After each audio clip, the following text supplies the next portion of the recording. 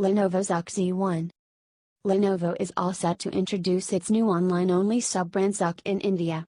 The Chinese company will launch the Zuk Z1 smartphone in the second week of May.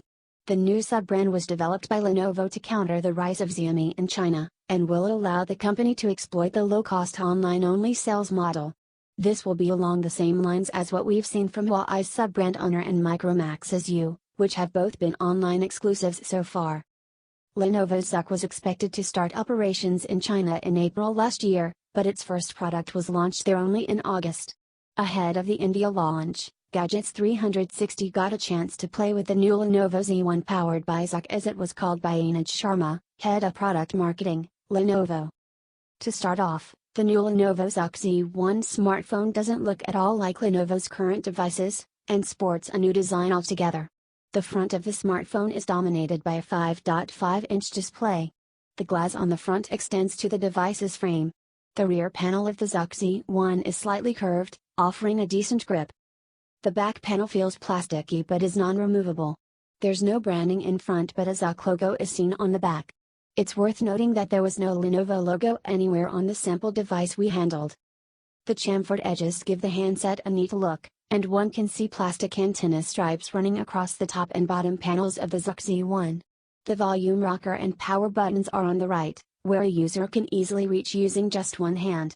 The 3.5mm audio jack is on the top, while the speaker grill and USB Type-C charging port are on the bottom.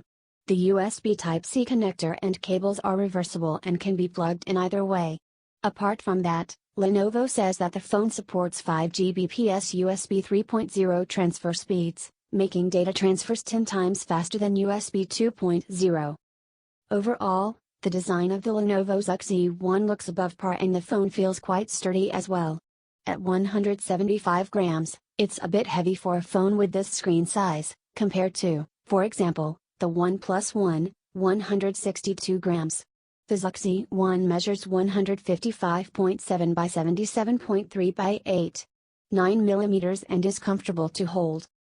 The Lenovo Zuk Z1 smartphone has a rectangular physical home button which also integrates the fingerprint scanner, just below the 5.5-inch display. The placement was helpful in one-handed operation. We were told that the fingerprint scanner on the Zuk Z1 can recognize fingerprints at any angle and has a quick response time, but were unable to test that for ourselves in the limited time we had with the device.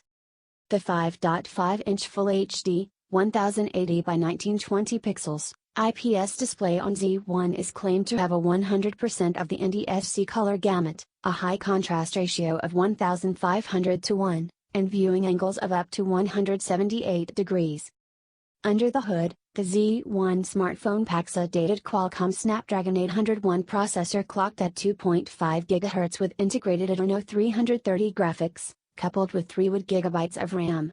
The Snapdragon 801 was Qualcomm's flagship processor back in 2014 and was seen in smartphones such as the Xiaomi Mi 4, OnePlus One, and LG G3. When asked why Lenovo chose to go with this particular processor, Sharma explained this is obviously the final version of the Snapdragon 801 and comes unlocked with all the bells and whistles. Also, this is one of the most stable chipsets from Qualcomm.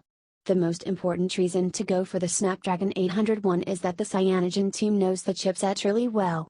If we were to change the processor now, then the entire optimization would go for a toss. The Zuk Z1 packs 64 GB of storage, but there's no option for storage expansion. Another notable feature of the Zuk Z1 smartphone is that it packs large 4100 mAh battery.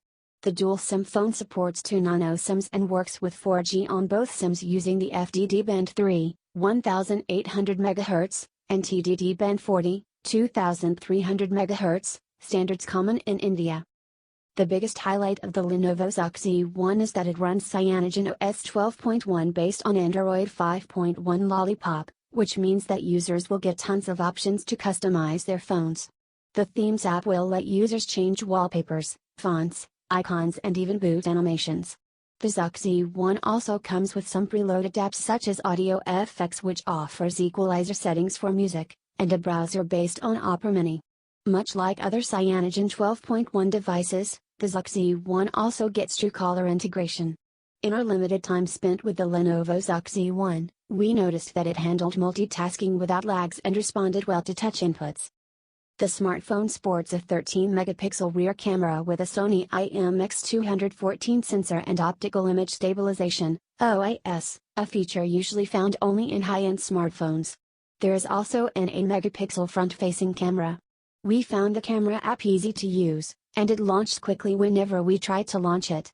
In our limited camera testing, we found that images taken with the Zuk Z1 in daylight conditions to be crisp.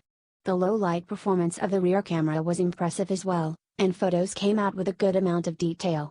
The shots taken by the front camera were however slightly below par. We will have to reserve our verdict on the Zuk Z1's overall performance till we get a chance to put it through our detailed review process.